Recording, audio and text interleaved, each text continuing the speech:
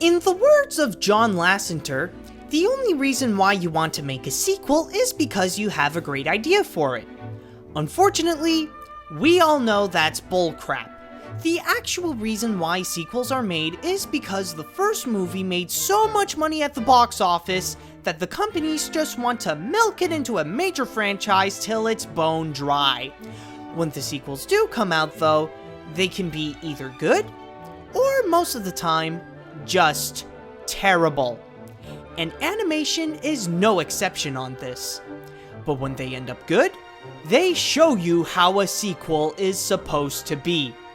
Now for this top 10, we're looking for the ones that are the best on continuing the story where it ended off. So pretty much, prequels and spin-offs are out of this. And I'll also be comparing the films on this list with their predecessors. I'm Animat, and this is the top 10 best animated sequels.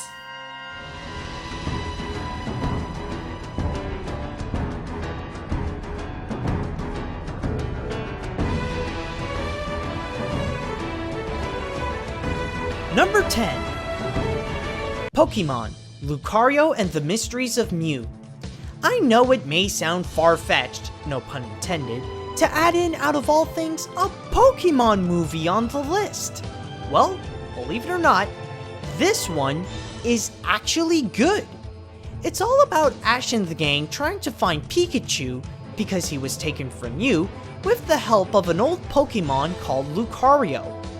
Now what makes this movie fun to watch is how they turned this story into something that's well explained, beautiful, and even epic.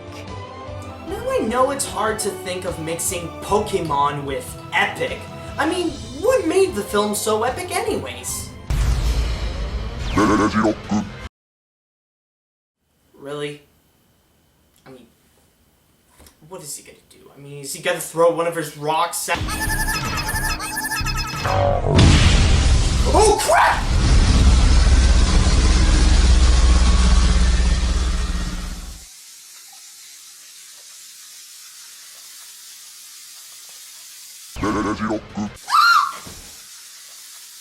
Another reason why it's good is the main character. And I'm not talking about Ash, Pikachu, Mew, or any of these guys. I'm talking about Lucario. He's the reason the movie went from meh to wow.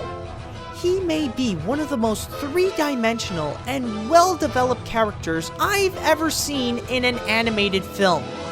He was a very obedient servant to a guy named Sir Aaron, who got betrayed by him, and as the movie progresses, he learns about the meaning of friendship, and that a bond between two people, or Pokemon, or whatever, is more than just obeying someone's wishes.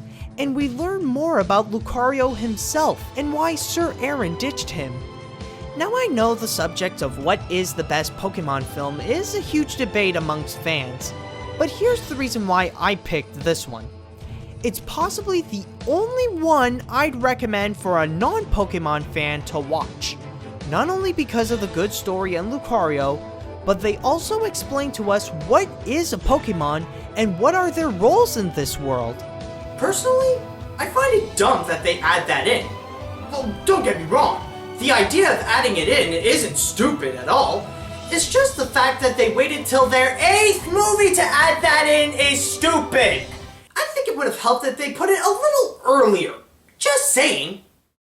But there are a few flaws with the movie though. Other than Lucario, Ash, and Pikachu, the characters are not so interesting, and some of the acting...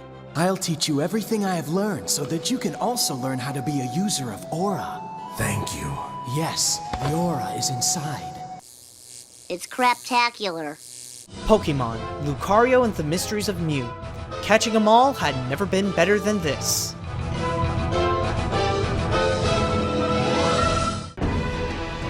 Number 9. Fantasia 2000. Now the idea of having a sequel to Fantasia is kinda unusual, since the first one isn't technically a movie. But it's actually simpler than you think. You see, the concept of Fantasia is mixing classical music with Disney animation. And that's what they did. They took this concept and they expand it even more than in the first one. What I really admire from this film is its animation. Unlike the first film, Fantasia 2000 gives us a wide variety of different designs, from the classic Disney-style animation, to computer animation, to an Al Hirschfeld design, to something that looks like a painting. The possibilities of this concept just feel even more endless. But does that mean it's better than the original? Absolutely not. Now, the reason I say this is because the sequel tends to take itself less seriously than in the first one by adding in some comedy. Some good examples are Pomp and Circumstance and The Carnival of the Animals. The comedy is not bad, in fact it's actually funny, and even the first might have its quirks too, but what makes Fantasia one of the best animated films of all times is that it thinks that it's art instead of a cartoon. But in 2000, it's like it wants to follow the original's footsteps, but then would occasionally forget what it was doing and would try to add some humor. That and the ridiculous number of guest stars coming out of nowhere. Seriously, it was fine when Steve Martin started the movie. We don't need a herd of celebrities hosting the film. I mean, I feel like I'm in a betting game or something. Okay, bets are all set. Who do you think is coming up? Quiet,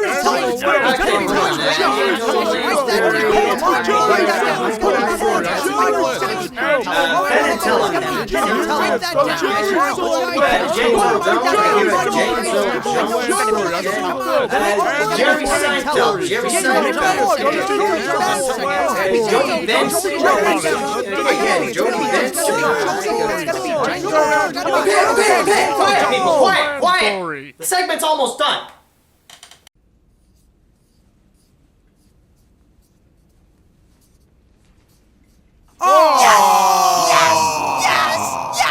Okay, who was the guy who said James L. Jones? Right here! Here you go. Haha, yes! Okay, $5 on the table. We're still not done. We still have 4 segments left. Okay, come on. Guess the next celeb, people. Guess the next celeb. But even with that, Fantasia 2000 still respects the original and gives us more proof that mixing animation and music can be a form of art. Number 8. Ghost in the Shell 2, Innocence. Now, the first Ghost in the Shell was recognizable as not only one of the best anime films of all times, but it also inspired the Wachowski brothers to do The Matrix, one of the first to mix hand-drawn with computer animation, and whoa! Hey man, did you just see what I just see? Quiet, you. Anyways, the movie is set after Major Motoko Kusanagi was considered missing. Batou and Togusa are called to investigate a case about androids that look like little girls that killed 8 people and then killed themselves. To start off, what truly impressed me about this film is the animation. Not only did it improve since the first film, but they also blend the hand-drawn and the computer animation very well. A task that's not very easy to make it look good. That, and it's possibly some of the best Japanese animation that I've ever seen. I really do mean it. This animation could even be better than Studio Ghibli. I gotta say, who's the animation studio that did this film? Production IG, good job. And who else?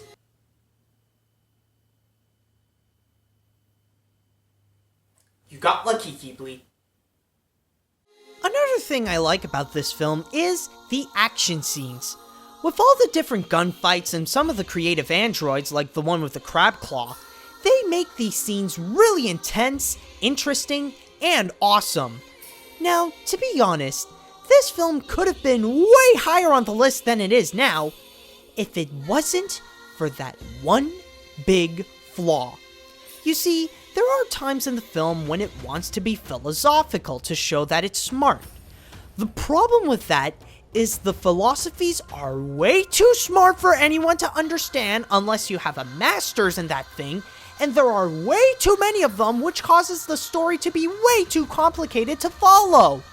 Now, I know the original have some philosophies and a complex story as well, but they are more comprehensible, there isn't as many, and the story isn't too complex for us so we can follow it. I'm not saying the plot of Innocence is bad, in fact it's actually interesting, but no matter how many times I watch it, I end up confused and not able to follow the plot. Let no one walk alone, committing no sin, with very few wishes, like elephants in the forest. I'm sorry, what? Another thing that bugs me in this movie is the soundtrack. Sometimes it can be good, but when there's a chant involved, it sounds like a bunch of screeching dolphins on helium. Hey, want to hear the most annoying sound in the world?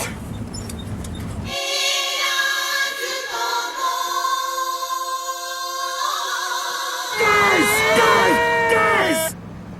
But regardless of those flaws, it's still an action-packed anime with interesting characters, awesome action scenes, and marvelous animation. Ghost in the Shell 2: Innocence, an anime that's like an elephant in the forest. I don't really know what that means. It's something they said in the movie that seems important. Yo mom, let's check out that naked cyber chick again. You shut up!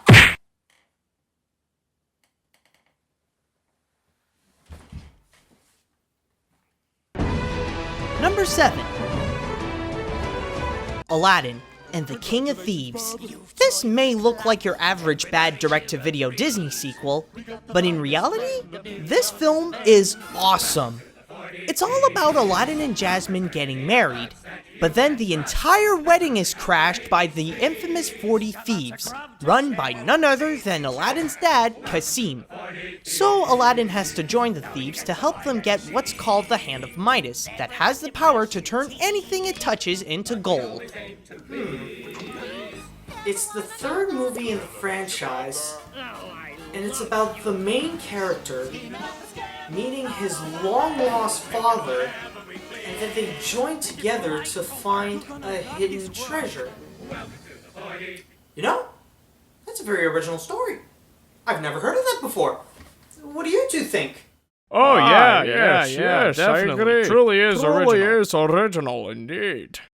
But seriously, even if the story sounds familiar, the way they tell it makes it very interesting, funny, and even epic at times. Not only that, but it also has great songs. Normally, in other direct-to-video sequels, the songwriters would just crap on the movie from time to time and would call it a musical number. But in King of Thieves, the songs in theory are incredibly stupid, but in practice, they are really good. For example, if I tell you that one of the villain's songs is in a Broadway style, you would think, "Man, that's just stupid! How could they do this to Aladdin? This is gonna be the worst Disney sequel!" Are you in or out? If you're with me, give a shout. I'll lead you all the way into the glory days. We'll begin a life of crime that pays. Another thing that makes it great is its all-star cast. There are plenty of new characters voiced by incredible talents like Jerry Orbach as Saluk.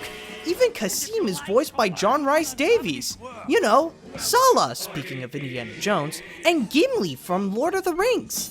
And he actually has an incredible singing voice. It makes me wonder, why doesn't he use his talents to cheer up the group on the way to Mordor? Together we're the perfect team. Larceny is in the genes. Dare to share the family dream. And speaking of the cast, almost all of the original cast of Aladdin returned to do their characters. Even Robin Williams returned to do Genie. No way! But how is it comparing the first two films? Well, it's way better than Return of Jafar, that's a given, but it can't be as good as the first film.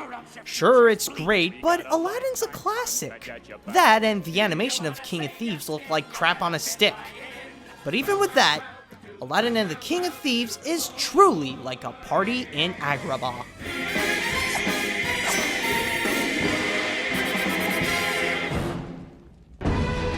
Number 6.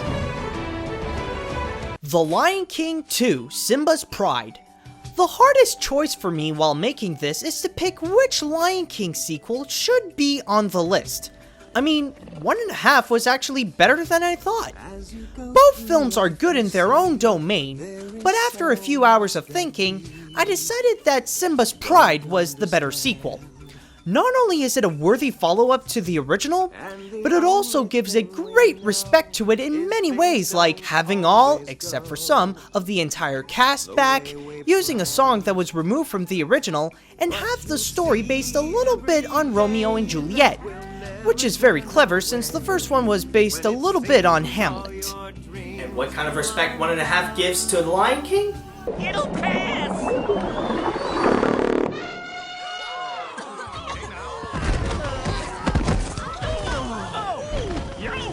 Oh, look! The riders are bowing. Ooh, we better bow, too.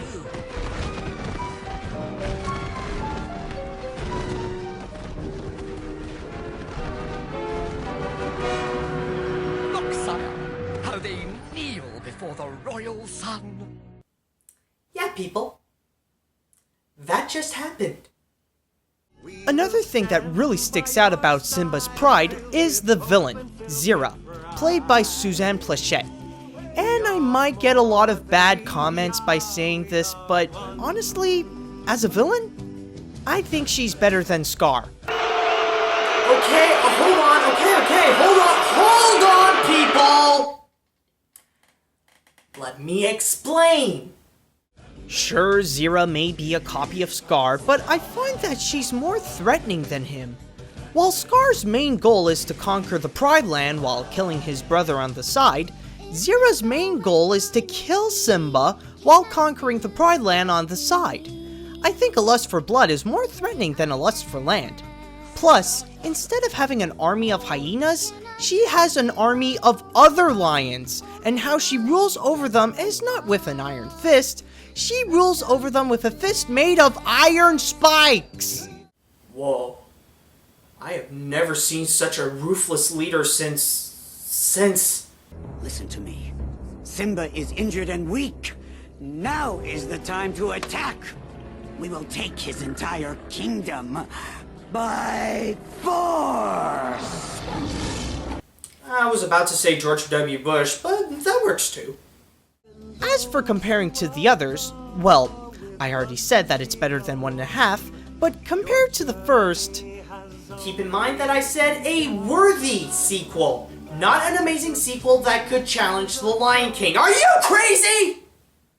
What I'm trying to say is that where Simba's Pride has good animation, good songs, and a good story, The Lion King has that as well, but replace the word good with excellent. But just to remind you, the kind of good I'm talking about on Simba's Pride is the kind that's good enough to make it this far on the list. The Lion King 2, Simba's Pride, a good addition to the circle of life. You will find when you see we are one. Number 5. Rugrats in Paris. What happens when you bring a bunch of babies to the City of Lights? Surprisingly, you would get one hell of an adventure. Rugrats in Paris gives us a very interesting story that's not only about the babies going to Paris, but it centers around Chucky, who wants to have a new mom since during the show, we never saw Chucky's mom. Which helps gives the movie not only an adventurous side, but also an emotional side. You know, when I watched the show, I always wondered whatever happened to her.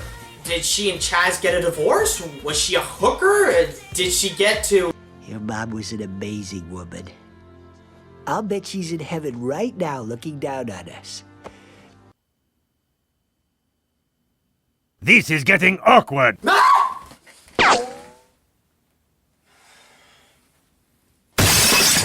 Freaking spies.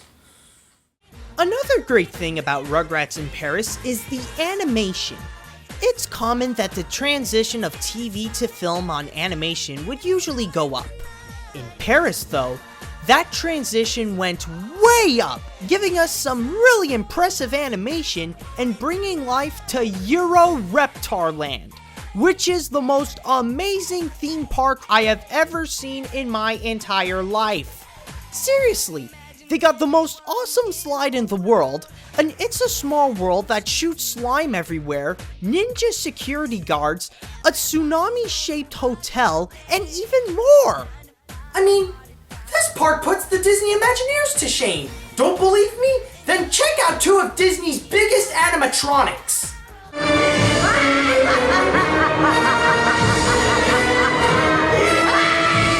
Now here's your Reptarland's two biggest animatronics. Super escargot! We surrender! We surrender! Now, if there is one thing that bugs me about this film is some of the songs. I do admit there are some that are good, but then there are some that are so corny that it's like if they were written by the Country Bear Jamboree. But there is one from this film that might sound familiar. That's right, Who Let the Dogs Out was a song made for Rugrats in Paris. You'd be surprised how many songs started out as a movie soundtrack. With a great story, really nice animation, and a soundtrack that can be surprising, this and more is what makes Rugrats in Paris la pièce de résistance of the list. By the way, did I mention it includes an appearance from the sexiest singers of all times? Bad girl. Talking about the sad girl. Hey, baby. Who are you expecting? Destiny's Child? Talking about bad girl. Number 4. Shrek II. Now here's what I call a sequel done right. Like in the original, Shrek 2 is a fairy tale spoof that asks what if the big evil monster gets the happily ever after. But in here, it's what happens after he got his happily ever after. It's all about Shrek and Fiona meeting the king and queen of Far, Far Away since they heard that Fiona was married.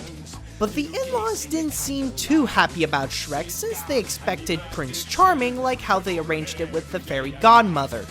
What makes the story so good is how they managed to add in more stuff on a simple idea of a fairy tale parody showing not only the princess's parents' reaction to it, but also the fairy godmother and Prince Charming, the man who's supposed to marry Fiona, who both are not so pleased with Shrek. He endures blistering winds and scorching desert. He climbs to the highest bloody room of the tallest bloody tower. And what does he find? Some gender-confused wolf telling him that his princess is already married. Well, it could be worse. Could have been Jeffrey Katzenberg in a dress. Anyways, another great thing about Shrek 2 is the amount of new characters, and not just any random ones that has no purpose. I'm talking about characters with a lot of personality, dimensions, and likability. It's a task that's considered one of the hardest things to do in a sequel, but Shrek 2 manages to pull it off beautifully and numerously, especially with Pray for mercy from Puss in Boots. I know right now he's one of the most famous Shrek characters, but I wonder how he managed to get his own spin-off film. Well, sorry, Puss. It's just right now we're wrapping up Shrek, and by the time your film would be released, the entire franchise would be I'll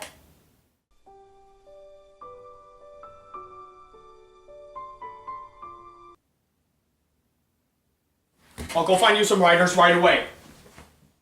I think it's important to note that even though it's just the second film, it was the last Shrek film for Andrew Adamson, the director of the first two Shreks, before he focused more on the Narnia films, and it was also the last Shrek film for the author of the book it was based on, William Steig. But it doesn't really matter that these two are gone. I mean, DreamWorks can still make more Shrek films. I mean, what can go wrong?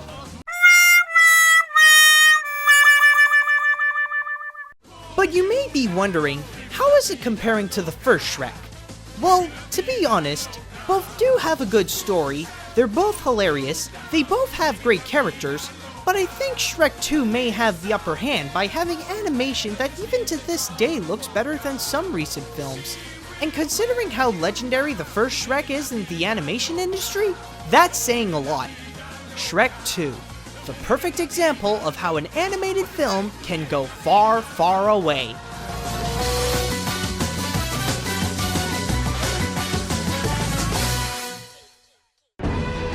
Number 3. The Rescuers Down Under. Now this film was released during the beginning of the Disney Renaissance, around the same time as The Little Mermaid, Beauty and the Beast, and Aladdin, and by watching this, it's actually as good as the films I mentioned before.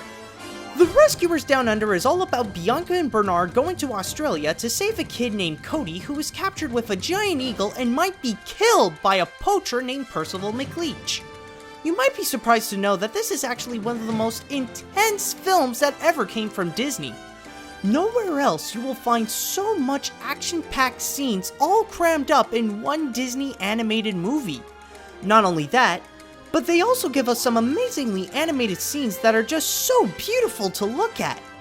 It's also important to know that this is a pretty historical film in animation, for this is the first film that uses the cap system. It's even in a Guinness World Record book to prove it. Just to let you know, the cap system is a computer software that puts in color in hand-drawn animated films. Think of it as the Microsoft Paint or Photoshop of the early 90s. But you might be wondering, what do I think of this film comparing to the original? Well, let me put it this way. Down Under is what the first Rescuers should be. It's like if they took the first film and added more power to make it incredible. I'm not saying The Rescuers was bad, it's just that it doesn't have much to offer. Allow me to show you some examples. Okay, I know the Nostalgia Critic already did this, but stay with me, people. Here's 5 minutes into The Rescuers. R-E-S-C-U-E, rescuing society, honesty, loyalty, we pledge to thee. R-E-S-C-U-E, rescuing society, it's so hard. How about 5 minutes into Down Under?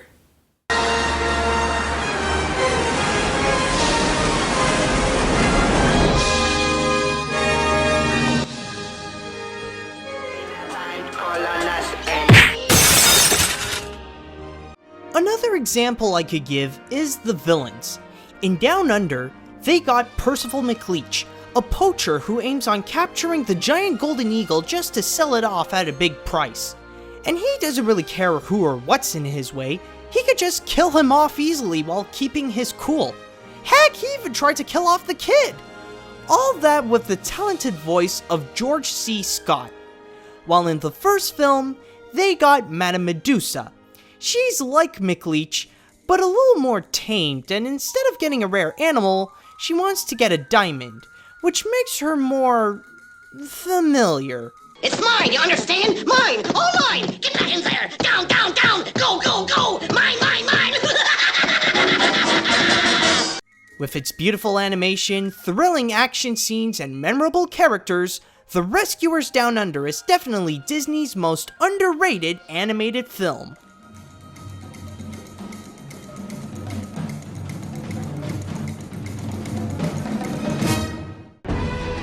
Number 2. Kung Fu Panda 2. The first Kung Fu Panda was an amazing feat in both the film industry and the animation industry. Trying to top that is definitely no easy task, but somehow, DreamWorks managed to do it. Kung Fu Panda 2 is the story of the threat at the end of Kung Fu when Lord Shen, played by Gary Oldman, invented the cannon. So Po and the Furious Five have to save Kung Fu and all of China from the reign of Lord Shen and his cannons. At the same time, Po is starting to see some 2D animated snippets of his origins and has to find out where he's really from. And for those of you wondering how does Mr. Ping enter in there, he adopted Po. And that's not a spoiler, that's just freaking common knowledge. Well, at least that's a better explanation than the alternate version. When I was your age, I used to have a panda fetish. Gross. Now there are so many reasons why this film is just so amazing. One of them is the originality of everything. The use of different animation from computer to hand-drawn to Chinese shadow puppetry, how it's darker, the choreography of the Kung Fu, even the humor is original without using a single obvious pop culture reference. And for not only a DreamWorks film, but a Jack Black film as well, that's really saying a lot. Speaking of the choreography, the Kung Fu is the star of the movie. Not only there are a lot of those scenes, but also each one of them is so awesome. It's a sight to behold for not only animation fans, but also for martial arts fans. But is it better than the original? Hell yeah! It's like if they took the original and added more. But at the same time, that's its biggest flaw. Because that they took some plot elements from the first film, it takes away some of the story's originality, and we feel like we've been through some of the moments before. Po, you are destined to be the warrior of black and white that will save us all. But I was already destined to be the Dragon Warrior. But now you must go save China as the warrior of black and white. I prefer to be called the Dragon Warrior. Hey, you're going to be in 4 more films after this. You're going to be destined for many things. Might as well be this one for now. Fine. With a greatly told but not so original story, amazing different styles of animation, and many incredible fight scenes, it's what makes DreamWorks Disney's biggest rival in animation. Kung Fu Panda 2, the result of DreamWorks finding their inner peace.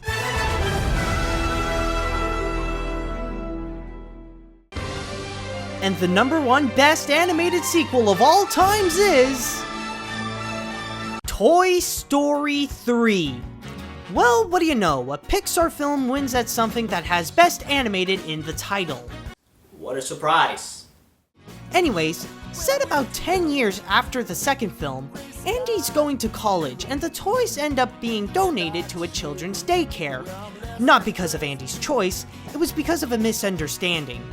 The toys thought they were in paradise because now they can be played with forever. Which is true, but it's with a bunch of hyper-psychopathic toddlers. And it's at that point the movie turns into a prison break. Now this is what I call the perfect finale to a legendary trilogy. The plot is a little darker and more epic than the first two, which makes it more interesting. The animation is beautiful, from the texture of the toys to the environment they're in to the movements of the countless of toys, and the unforgettable 3-dimensional characters old and new. Not to mention having possibly the saddest ending in motion picture history. I'm dead serious. Almost everybody cried at the end. Hey, check out the comments. I bet you most of them will say that they cried at the end of Toy Story 3. Maybe another reason why I put this at #1 is that when the film was released in theaters, I was the same age as Andy in the movie. I was close to finish high school and almost ready to enter the world of college. Whenever Andy's on screen, I always see myself in him and Woody and the gang as my favorite toys during my childhood. After I left the cinema and went back home, I looked upon the toys I used to play with, and I've never felt so thankful how they brought me so much joy during my childhood, and even playing with them like a kid again. But I'm sure everybody was like me during that time. Now, comparing to its predecessors, I think it's a little better than the second. By the way, for those of you wondering why wasn't Toy Story 2 on the list, I agree, it's a great film, but I forgot to mention that I have this one movie per franchise rule. As to the first film, I think it's on par because it's really hard to beat that since it's considered as one of the best animated films of all times. And that's what the third will be remembered as well, as one of the best that the animation industry has to offer. Toy Story 3, the #1 greatest animated sequel of all times.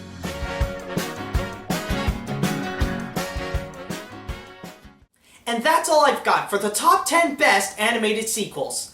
I hope this gets you as excited as I am to see even more great animated sequels. Rather if it's a sequel to a recent film, or if it's a sequel to a classic, Or if it's a sequel to what is considered the greatest animated film of all times. Yeah. Are the films on this list the only good animated sequels out there? Most likely. That's what I thought. See you later, dudes!